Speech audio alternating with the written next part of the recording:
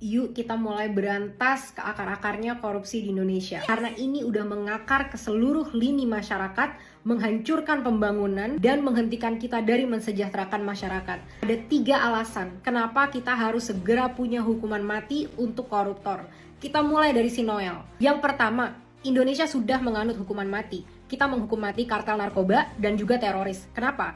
Karena dampak dari perbuatan mereka membunuh banyak masyarakat Indonesia. Logika yang sama bisa kita pakai ke koruptor. Dari hasil korupsinya, kita jadi nggak bisa memberikan pelayanan yang baik dalam kesehatan masyarakat. Kita jadi nggak bisa meningkatkan pendidikan kepada masyarakat. Kita jadi nggak bisa memberikan makanan bergizi sampai kita jadi defisit anggaran seperti ini. Jadi impactnya nggak main-main, merugikan, dan juga membunuh banyak masyarakat. Cara justifikasi udah benar untuk kita melakukan hukuman mati kepada koruptor. Yang kedua, selama ini hukuman yang udah kita terapkan gak ada yang efektif untuk benar-benar membuat efek jera.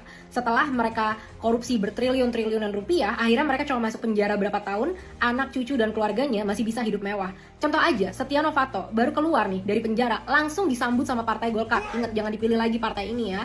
Diajak lagi masuk ke dalam partai. Gayus Tambunan, kalau ingat waktu di penjara dia kemana? Jalan-jalan nonton tenis. Jadi nggak efektif banget penjara untuk koruptor. Udah saatnya kita bener-bener hukum mati mereka semua. Ini efektif kok, efektif banget terjadi di beberapa negara seperti Vietnam dan Cina yang benar-benar maju ekonominya setelah mereka bisa bertindak tegas terhadap koruptor-koruptor yang ada di negaranya. Ketiga, Pak, ingat dia pernah menghina Bapak waktu dia jadi tim suksesnya Jokowi. Nih, tweetnya dari si Noel ya. Udah kelihatan Pak di sini. Jadi Pak, udah pernah dikatain kayak gitu. Udah, kita harus tegas Pak kepada dia. Jadikan dia contoh di Indonesia. Juga Pak, si Noel ini dia dulu mengkampanyekan loh program untuk hukuman mati terhadap koruptor. Dan ternyata dia sendiri yang jadi koruptor. Presiden harus berani ngambil kebijakan, atau penegak hukum berani mengambil kebijakan, menyiapkan regu tembak untuk para pejabat-pejabat ini. Itu lebih, menurut saya, bisa mengobati keinginan rakyat hari ini. Jadi, yuk kita tuntut akuntabilitasnya dia. Kita jadikan dia role model dari programnya sendiri. Mulai sekarang, Pak, jangan sampai ada pemaafan ya dari perilaku dia ini. Kalau bisa kita gantung, Pak, di Monas. Atau kita hukum yang bener-bener transparan kepada masyarakat, bener-bener lihat ini efek jerahnya saat orang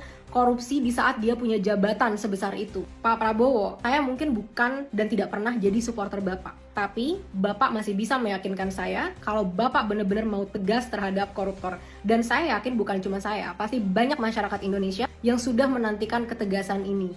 Banyak yang milih Bapak karena Bapak terlihat tegas, karena Bapak mantan jenderal. Yuk Pak, yang kita lawan sekarang bukan negara luar, tapi pemerintah-pemerintah yang makan duit rakyat.